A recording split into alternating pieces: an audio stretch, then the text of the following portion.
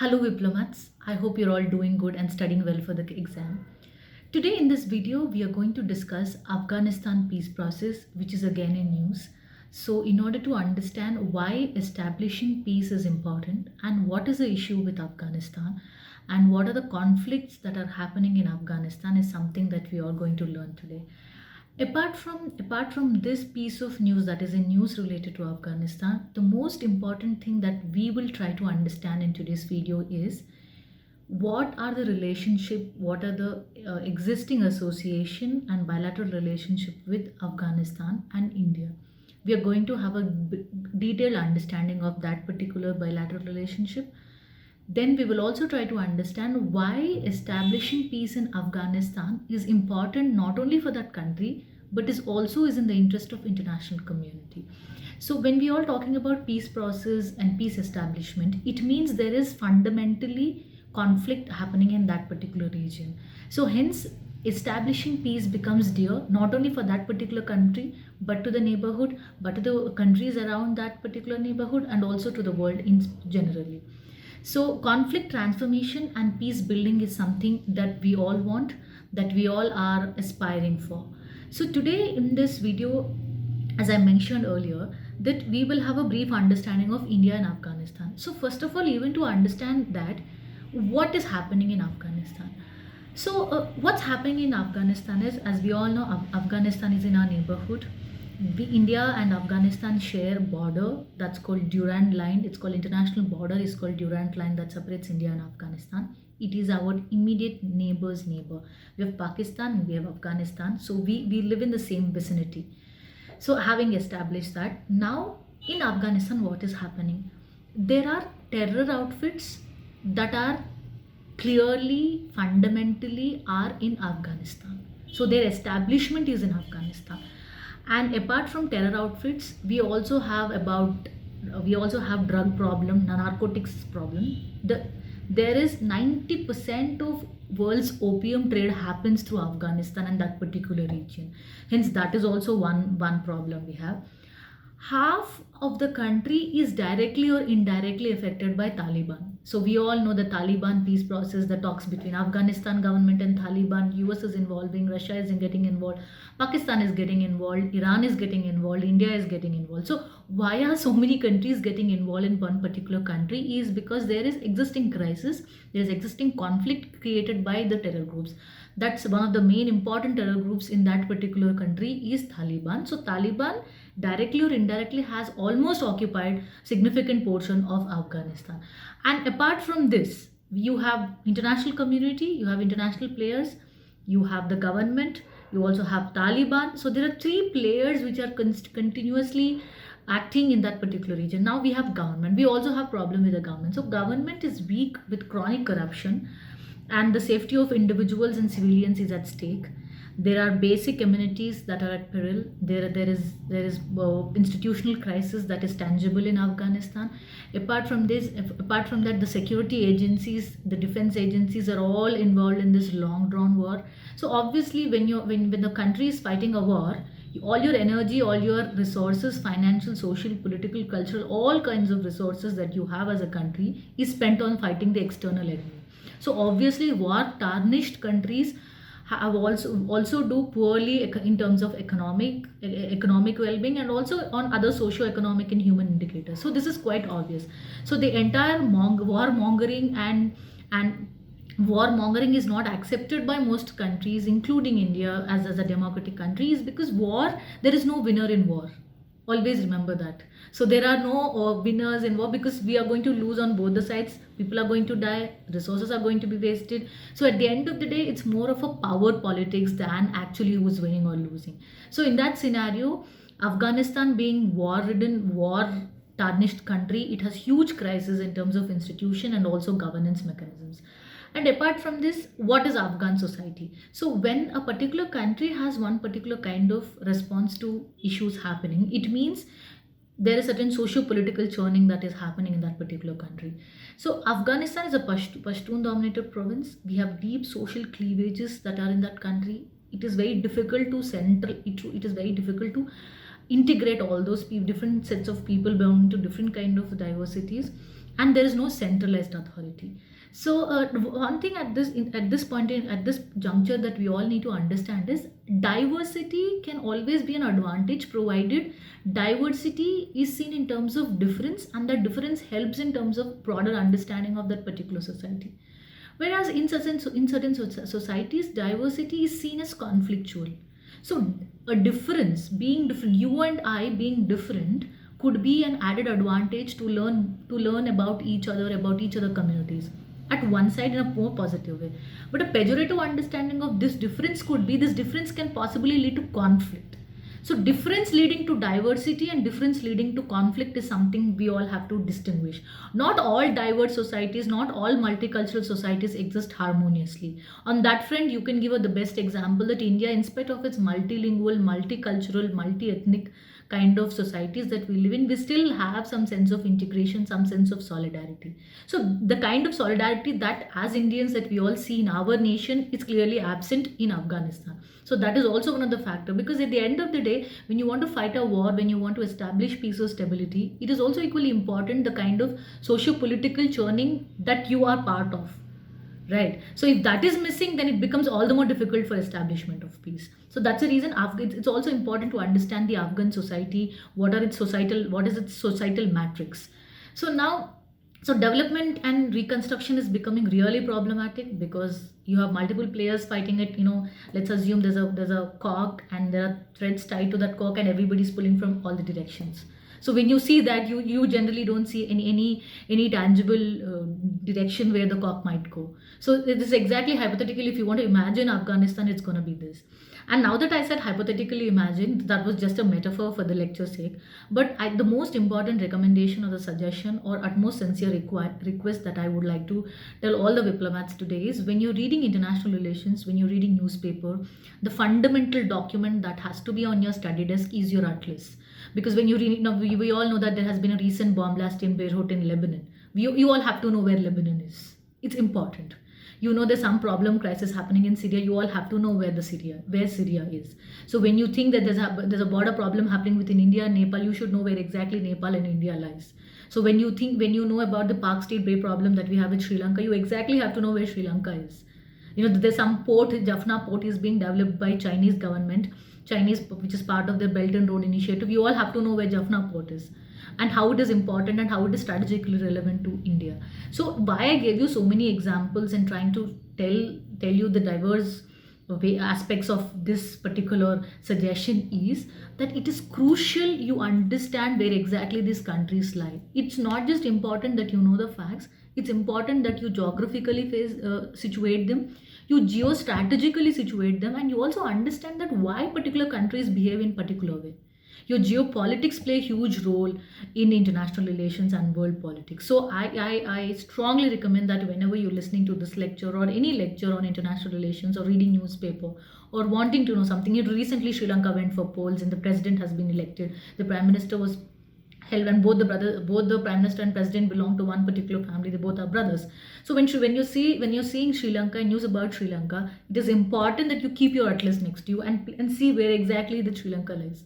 What are the issues that we have? So that's how you constantly remind yourselves the geographical importance of that particular region, geopolitics behind that particular region, and you understand the fundamental approach that India has towards these countries. So that's very, very important. So I think this is something that the biggest takeaway from this lesson, more than even trying to understand what Afghanistan is, always keep your map aside when you're doing international relations and also reading your newspaper. So jumping immediately again, getting back to our topic of Afghanistan, we have understood why is it important, what is the situation in Afghanistan, the societal, socio-political, economic relevance of Afghanistan's problem, and now we know what is happening. Now we clearly know that there is conflict. So now what is India doing? I think India, as a responsible democratic power in 21st century, which is aspiring to be a responsible superpower, has a very balancing role to play in Afghanistan. Because why is it important? The fundamental thing why India's role in Afghanistan is crucial is geostrategically it's important. Like I just said, that it just lies in our immediate neighborhood. We also share border with Afghanistan. So you cannot have a country that is just next to you having constant conflict, constant problem with different terror outfits, it might just also threaten the peace in our country. So that is one. Geostrategically, it is important. Next, Afghanistan acts as a second frontier. So when we are going to war, presumably, if you're going to war, Afghanistan acts as a second frontier because it's just next to us. That's one thing. And two, and three, connectivity. Why connectivity is important? Like if you want to go to Central Asia, if you want to go to West Asia, I think Afghanistan is a huge important player because it's a gateway for us to go to Central Asia, right? So Afghanistan is crucial. So connectivity is important. That's the reason, since we don't have access through Pakistan to Afghanistan, and also the the border where we share with Afghanistan is from India side is also with is conflict with Pakistan. So we developed a port called Chabahar port, which is in Iran. So through developing Chabahar port, we are from Iran, we are going to Afghanistan, so that it helps in connectivity and doing trade and commerce in a more comfortable way. That is one part. And second, defense. Why defense is important? India has been helping Afghanistan in defense sector. We are helping them in knowledge sharing. We've also given them some helicopters. We've given some defense assistance to Afghanistan. So it is important. And next, capacity building. So when somebody is in trouble, you can give them money, right? That money is exhausted in 1 or 2 days. But what if you train that particular person to do some particular job? You build their capacities. It will have a long term impact. So India's vision towards having engagement with Afghanistan is purely based on its capacity building programs. We have trained the policemen, we have trained people, we have trained the military, we have trained some defense paramilitary forces as part of our capacity building program and approach towards Afghanistan. And we are also financing development in various sectors in Afghanistan. Private sector of India is playing a huge role in developing health sector and infrastructure in Afghanistan. That is one. And we've also put TAPI pipeline, Turkmenistan, Afghanistan, Pakistan, and India pipeline. It aims to bring natural gas from Turkmenistan all the way to India. So connectivity. So when we are doing a connectivity project, we are also actively involving Afghanistan in it, so that we are including them in the developmental journey that India is trying to go through. And most importantly, we've also built a dam. Friendship Dam was built, where we have financed. The parliament building has been financed by India. So infrastructure development has been a huge interest to India to help Afghanistan. And most importantly, like I said, it's your immediate neighbor. So any kind of conflict, any kind of threat to peace in your immediate neighborhood will also affect you. I think developing Afghanistan, of course, we are doing it in a goodwill in terms of trying to help our neighborhood and build good relationships. But apart from that, it is also in our interest, because if terrorist groups is ISIS, Taliban are trying to be are the important terror outfits which are creating huge instability in this particular region. If they're creating that, and if you're allowing that, this will also not automatically and naturally create a problem for India. So hence, India has all the more responsibility. India has all the more interest in developing Afghanistan and trying to establish a very sustainable long-term peace and stability in Afghanistan. And hence it's important that we see. So now we've seen India. Now the next part of the discussion to today's presentation would be about USA. So no, what is exactly USA? In 2017, USA has said that we are going to withdraw troops from Afghanistan. So they have something called Afghan policy. USA has policy towards everybody. It has an Antarctica policy, it has an Arctic policy, it has you name it, it has policy towards anything. Because from 1991 post in disintegration of USSR till 2008 and tangibly till 2009, it has been roughly a unipolar world. USA has emerged as a hegemon. So in that context, they have really developed a well-established policies towards most of the regions in the world. So similarly, USA also has a policy towards Afghanistan. So we in a normal language, in an academic language, we call it US-Afghan policy. So US-Afghan policy over a period of time has created huge instability in Afghanistan, actually. So till 2003 it was all fine, but post 9/11 the war was in Afghanistan, but it derailed after 2003, because after 2003 the United States of America interests has shifted to Iraq. I think, yeah, from Afghanistan to Iraq. So what exactly we are seeing a phenomenon in this case is USA was very persistent, and which is also the important part of the problem of Afghanistan's conflict. But however, it eventually withdrew from that zone. So all the more it created instability. So then when USA comes in, the natural player that would automatically try to exert its influence is Russia, Russia, not the Soviet Union, the Russia. So now you have USSR, now you have Russia, and you have the Taliban and the ISIS, and you have Afghanistan. You have immediately a country called Pakistan.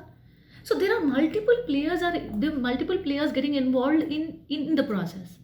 So what happens in when multiple players are involved is it also becomes difficult to come to a consensus of establishing peace. So it becomes all the more a game of power politics than establishing peace in Afghanistan. So and USA in 2007, when Trump got elected, he clearly said we are going to withdraw our troops from Afghanistan. So and whenever US till whatever time the US was significantly present, even they're present even now, the troops, but whenever they were significantly present, they had a robust military action on counter-terrorism. Because there is terrorism happening, there's a counter-terrorism. And if you all see the post 9/11 attacks, there's something called global war on terror. So USA has been pursuing that policy very significantly over a period of time. So now post 2017, when USA clearly in its approach towards Afghan policy has said we are going to withdraw our troops from Afghanistan, it means there's going to be a lacunae. So let's assume that you see a circle, geographically try to imagine, or metaphorically try to imagine a circle. In circle, there's so many actors. All of a sudden, most of the actors are withdrawing. What happens? There's a lot of space. Same thing applied to Afghanistan. Initially, the overwhelming US troops were present in Afghanistan. Now the troops started withdrawing. When the troops started withdrawing, there's a clear lacunae. There's a clear lacunae that is there. It means it's no more a balancing act. It's sudden withdrawal. It might actually create more repercussions on existing peace process. So, but USA has clearly said they're going to withdraw. This is one particular part. So this has happened over a period of time. So the major criticism that we have towards USA's policy towards Afghanistan is we cannot have a time-based approach, right? From 2003 till 2020, it's almost like 17 years, more than 20 years, the problem is persistent in Afghanistan. But however, when you clearly know the on-ground realities in international relations are dynamic, are ever-changing, are really not predictable. In that case, one cannot have a policy which is time based. You can't give 24 hours we have to do this, 48 hours we have to do this. Time based approach, when you already know that it is very tenuous, the situation in Afghanistan is so tenuous that it is beyond time. What international community is suggesting is US has to stop fixing this timetable, getting fixated about time based approach. Then they have to actually understand the ground based realities. That will help in more robust establishment of peace. But of course, USA is doing exactly opposite of that. So similarly, you have to integrate all the powers so that there's better stability and there's sustainable stability for a longer time. This is one such criticism or challenge that we have. And apart from this, we have a process that you keep listening in news is Heart of Asia. I think this is a very important prelims point. I think from my perspective that it could be Heart of Asia process is recently in news is related to what. So they give 1, 2, 3 options and you might just get confused. It's about South Asian connectivity. 2, it could be China's BRI. It could be India's foreign policy approach. 4th would be Afghanistan peace process. Since we are calling it Heart of Asia, in the entire Asian map, if you see again, I said going back to the atlas, if you see where exactly is Afghanistan, it's like in the middle. It's almost like the heart of the entire continent. So I think that's the etymological meaning of Heart of Asia process. So what is this Heart of Asia process? This Heart of Asia process is also called Istanbul process. It was established to provide a platform to discuss the regional issues, particularly encouraging security. So, a securitization framework. I mean, if you're a political science optional student, or if you're a political science graduate, or someone who has interest in international relations, there's a concept called securitization. So what is this process of securitization is you establish a framework, you bring in institutions, players and multiple stakeholders who are constantly engaged in establishing a robust security system, security of all sorts. So that we call securitization process. So in the securitization, in this entire encouraging security how? See, if I'm a person, security does not literally mean someone guarding me. Security also means I having access to food, water, clothing, shelter, decent minimum wage, a living wage, or a meaning to life. So it means encouraging security from a comprehensive direction means political, social, and economic cooperation. So, Heart of Asia process, the objective of Heart of Asia process is this: having a larger comprehensive establishment of security in all the following things that I've mentioned. Heart of Asia process started in 2011. It was to facilitate the development and security of Afghanistan. That is the basis of this Heart of Asia conference. So last year, I think 2 years before, we had it in Amritsar. And next is, Afghanistan is not only important because it's in the central part of the Asia, it is also connecting to South Asia and Southeast Asia. And Afghanistan is also an important place where the ancient trading routes happened from China to Europe. Right. So the more and more we understand the significance of Afghanistan as a country, the more and more we have interest in establishing that peace process. So the peace process establishment, conflict transformation, and peace process in Afghanistan can only happen when you actually fundamentally understand the significance of that particular country and its geographical, geopolitical, geostrategic significance in international relations and world politics. And in this process, now we've discussed the multiple facets of the problem, as per the general studies understanding for the exam. Is now what India wants. India is a country that stands for its multilateralism, anti-apartheid, anti-colonialism, and all sorts of human values which alternatively strongly propagate the natural principles of justice, having access to dignity, equality, freedom, and fraternity. So, presumably, now we all know that what India stands on international issues is. So, what India wants? India is against, India is also one of the leaders of non-alignment movement. So, it means you're not aligning with either them or either A or either B. In that case, either United States of America or USSR. So, as being a leader of non-alignment movement, India clearly argues and puts forth a strong point about multilateralism. So India wants all the powers, all the countries involved in Afghanistan peace process to have a multilateral understanding of dialogue, discussion, and debate, and a peaceful establishment of the government, and to categorically overthrow Taliban, because India strongly believes that Taliban is not part of the solution. Is actually they're part of the problem. When they are part of the problem, we have to see them as a problem. We can't try to constantly try to negotiate with them by giving them more power. So India's stance is very clear that we are batting for multilateralism. We are calling on, we are appealing to the international community to come together on a very integrating way to establish peace. We are also against all forms of terrorism and terror outfits that are present in Afghanistan. And most importantly, we all know that we have a neighbor called Pakistan. It is kind of troubling us in most of the issues. So when the terror outfits are at full swing in Afghanistan, it is much, and most, according to most of the countries, to quote unquote, most of the international papers also clearly said that Pakistan has become a safe haven for terrorist activities. Because it's geographically also have a continuum with Afghanistan. So if we don't have an uncompromising attitude towards Afghanistan peace process, we are also trying to subtly encourage Pakistan's irresponsible behavior towards India's relationship. So hence we are clear. And most importantly, they have ISIS, they have Taliban, they have Haqqani network, they have Lashkar-e-Taiba, they have many other terror outfits which are on rampage. So India strongly supports the elected government of Afghanistan. India supports the infrastructure development of Afghanistan. India sends its engineers to refurbish several non-functional infrastructural parts of Afghanistan. So in this entire scenario of India-Afghanistan bilateral relationships, India is willing to support and has been supporting Afghanistan over a period of time. This is simply that strategic cooperation with Afghanistan would continue. And most importantly, diplomats in international relations, when you write answers for international relations, it's important that you also pay very lot of importance to the vocabulary that you use. So because the way countries conduct in world politics is very different, diplomacy is conducted in a very different way. So I think I urge all of you to please pay attention to certain key terms and directives that we all do. So India has over a period of time, over and again, has demonstrated its strategic cooperation for establishing peace. India also realizes its geographical and geopolitical relevance of Afghanistan.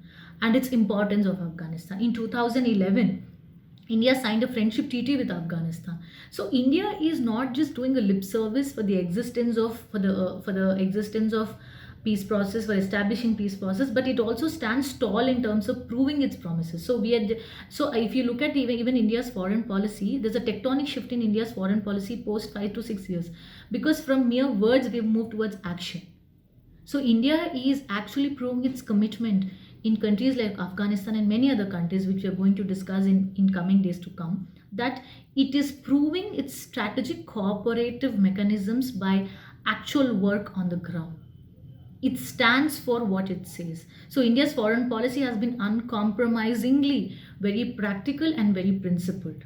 So that is roughly the India-Afghanistan relationship, and why it's important that we have to have peace in Afghanistan, and what are the developments that we did in terms of economics, in terms of infrastructural development, in terms of trade and commerce, also in terms of defense sector. So if you have any doubts on this issue, you can please comment below below the video, so that we can cover up those sessions in the coming days to come. Thank you very much.